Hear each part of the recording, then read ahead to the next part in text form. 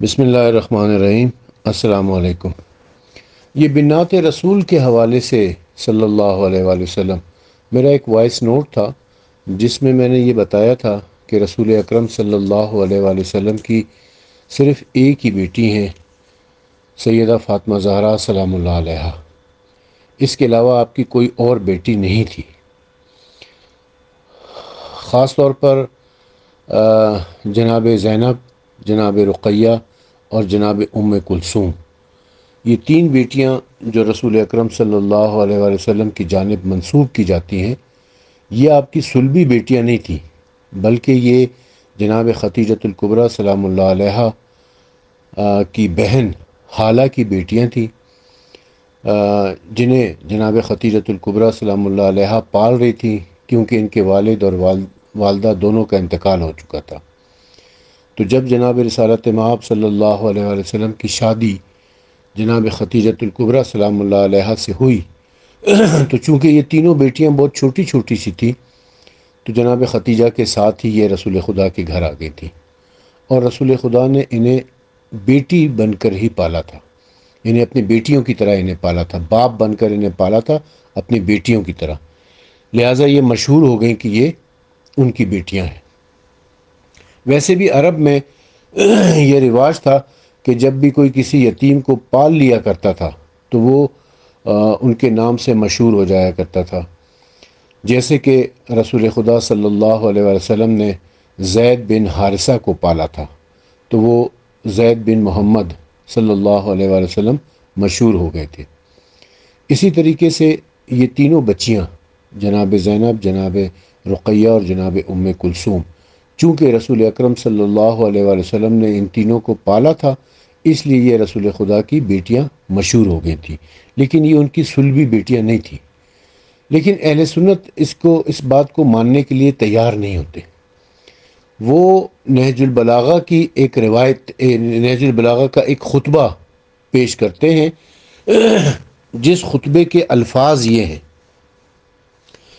خطبہ نمبر 162 ہے۔ یہ جو میں خطبہ آپ کی خدمت میں پیش کر رہا ہوں نہج البلاغہ کا، اس کا ترجمہ مفتی جعفر حسین صاحب نے کیا ہوا ہے، اور یہ شائع ہوا ہے الولایہ مشن بورے والا سے، اور اس کے صفحہ نمبر 325 کے اوپر مولا علی علیہ السلام کا ایک خطبہ ہے، خطبہ نمبر 162، جس میں مولا علی علیہ السلام عثمان کو بڑے سخت الفاظ میں تنبیہ کر رہے ہیں، اور اس کے الفاظ، متعلقہ الفاظ جو کہ حضرت عثمان کی دامادی کے حوالے سے ہے، وہ کیا لکھا ہوا ہے وہ میں آپ کو پڑھ کے سناتا ہوں کہ مولا علی علیہ السلام عثمان سے کہتے ہیں کہ جس طرح ہم رسول اللہ صلی اللہ علیہ وآلہ وسلم کی صحبت میں رہے، تم بھی رہے، اور حق پر عمل پیرا ہونے کی ذمہ داری ابن ابی قحافہ یعنی ابو بکر اور ابن خطاب یعنی عمر پر اس سے زیادہ نہ تھی جتنی کہ تم پر ہونا چاہیے، اور تم تو رسول اللہ صلی اللہ علیہ وسلم سے خاندانی قرابت کی بنا پر ان دونوں سے قریب تر بھی ہو، اور ان کی ایک طرح کی دامادی بھی تمہیں حاصل ہے جو کہ انہیں حاصل نہیں تھی۔ یہ جو جملہ ہے کہ ان کی ایک طرح کی دامادی بھی تمہیں حاصل ہے جو کہ انہیں نہیں تھی، انہیں سے مراد یہ ابو بکر اور عمر کو نہیں تھی، تمہیں ایک طرح کی دامادی حاصل ہے۔ اب اس میں مولا علی علیہ السلام نے یہ نہیں کہا کہ تم داماد ہو، بلکہ یہ کہا کہ ایک طرح کی دامادی حاصل ہے، یعنی پیورلی دامادی حاصل نہیں ہے، بلکہ ایک طرح کی دامادی حاصل ہے۔ ایک طرح کی دامادی سے مراد یہی ہے کہ تم ان کے جو ہے وہ منہ بولی بیٹیوں کے شوہر ہو۔ اب اس کے اوپر یہ اہل سنت اس خطبے کو تو پیش کرتے ہیں،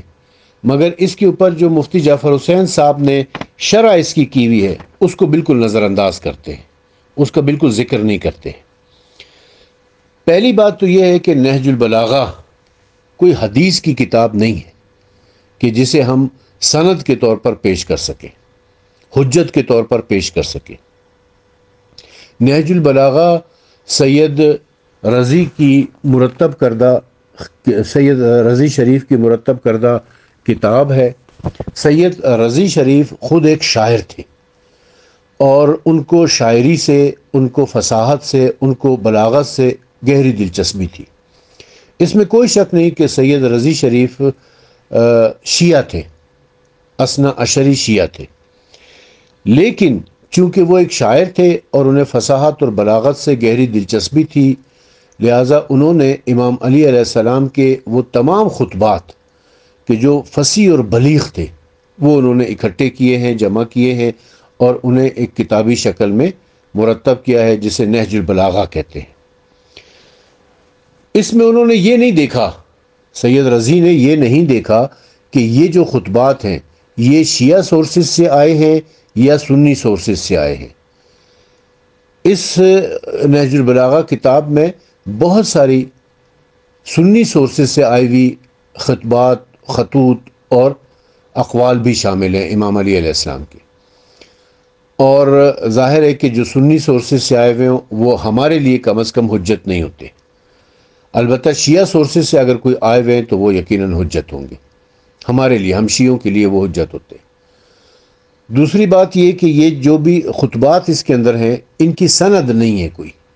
ان کی کوئی سند نہیں ہے۔ یہ جو خطبہ نمبر 162 ہے یہ بھی بغیر سند کے بیان کیا گیا ہے، اور حدیث کو پرکھنے کا طریقہ یہی ہوتا ہے کہ اس کی سند کو دیکھا جاتا ہے۔ تو جب کسی خطبے کی کوئی سند ہی نہیں ہے تو پھر اس کا ضعیف ہو جانا آٹومیٹکلی ثابت ہو جاتا ہے۔ اور پھر اس کے بعد مفتی جعفر حسین صاحب نے اس جملے کے اوپر کہ تمہیں ایک طرح کی دامادی حاصل ہے، جو کچھ لکھا ہے وہ لفظ بلفظ میں آپ کو پڑھ کے سناتا ہوں۔ مفتی جعفر حسین صاحب لکھتے ہیں کہ اس سلسلے میں ان کی دامادی پر بڑا زور دیا جاتا ہے۔ پیغمبر اکرم صلی اللہ علیہ وسلم نے اپنی 2 صاحبزادیوں رقیہ و ام کلثوم کا عقد یکے بعد دیگرے ان سے کیا۔ اس کی وجہ شرف ماننے سے قبل بھی یہ دیکھنا چاہیے کہ دامادی عثمان کی نوعیت کیا ہے۔ تاریخ اس کی شہادت دیتی ہے کہ اس میں اولیت کا شرف حضرت عثمان کو حاصل نہ تھا، بلکہ اس سے قبل رقیہ و ام کلثوم ابو لہب کے بیٹوں عتبہ اور عتیبہ سے منسوب تھی۔ عتبہ اور عتیبہ سے منسوب تھی، ان کی شادیاں ہو چکی تھیں عتبہ اور عتیبہ سے۔ عتبہ اور عتیبہ کون ہیں؟ یہ دونوں ابو لہب کے بیٹے تھے۔ ابو لہب کون ہے؟ یہ وہی ابو لہب ہے رسول اللہ کا چچا، جس کے بارے میں قرآن مجید نے کہا ہے کہ تبت یدا ابی لہب و تب۔ یہ ملعون شخص جو تھا رسول خدا کا بڑا دشمن تھا، اسلام کا بڑا دشمن تھا یہ، اور اس کے دونوں بیٹے عتبہ اور عتیبہ بھی کافر ہی تھے۔ جب رسول اکرم صلی اللہ علیہ وسلم نے اپنی نبوت کا اعلان کیا تھا تو ان دونوں نے رسول اللہ کی ان منہ بولی بیٹیاں یعنی رقیہ اور ام کلثوم کو طلاق دے دی تھی۔ مزید لکھتے ہیں کہ مگر ان کے باوجود پہلا داماد ہونے کے قبل از بعثت کے صاحبان شرف میں بھی اب تک شمار نہیں کیا گیا، تو یہاں کسی جوہر ذاتی کے بغیر اس نسبت کو کس بنا پر سرمایہ افتخار سمجھا جا سکتا ہے، جبکہ اس رشتے کی اہمیت کے متعلق یہ کوئی سند ہے اور نہ ہی اس ماحول میں اس کی طرف کوئی توجہ پائی جاتی تھی کہ یہ کہا جائے کہ اس اہم ترین عظمت کے مالک شخصیت اور ان میں کوئی معاملہ دائر تھا۔ پھر یہ منتخب ہو کر یہ شرف پا گئے، یا یہ کہ دونوں بیٹیوں کو تاریخ و حدیث و سیر میں کسی کردار کی شخصیت کی حیثیت سے پیش کیا گیا ہے، جس کی وجہ سے اس کا رشتہ کو خاص اہمیت دے کر ان کے لیے ترہ امتیاز قرار دیا جائے۔ اگر قبل بعثت عتبہ اور عتیبہ سے اس کا بیاہ جانا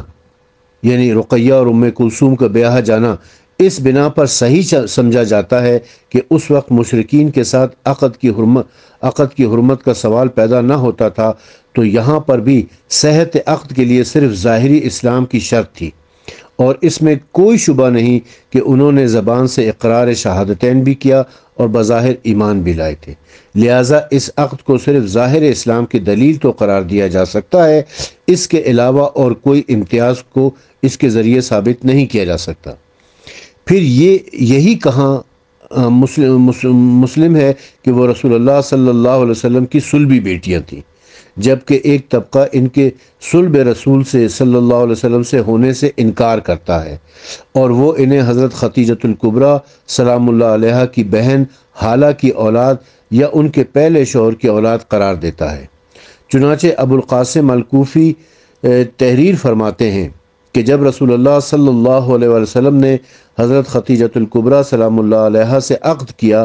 تو اس کے تھوڑے عرصے کے بعد حالہ کا انتقال ہو گیا، اور اس نے 2 لڑکیاں چھوڑی، ایک کا نام زینب تھا اور ایک کا نام رقیہ، اور ان دونوں نے پیغمبر خدا صلی اللہ علیہ وسلم اور ختیجۃ الکبریٰ سلام اللہ علیہا کی گود میں پرورش پائی، اور ان کی تربیت کی، اور اسلام سے قبل یہ دستور تھا کہ اگر کوئی یتیم بچہ یا بچی کسی کی گود میں پرورش پاتا تھا تو اسے اسی کی طرف منسوب کیا جاتا تھا۔ یعنی یہ دونوں بچیاں جو تھیں یہ رسول اللہ کی طرف منسوب ہوئی ہیں، ان کی صلبی بیٹیاں نہیں ہیں۔ حضرت ختیجہ سلام اللہ علیہا رسول اللہ صلی اللہ علیہ وسلم کے حابلہ عقد میں آنے سے پہلے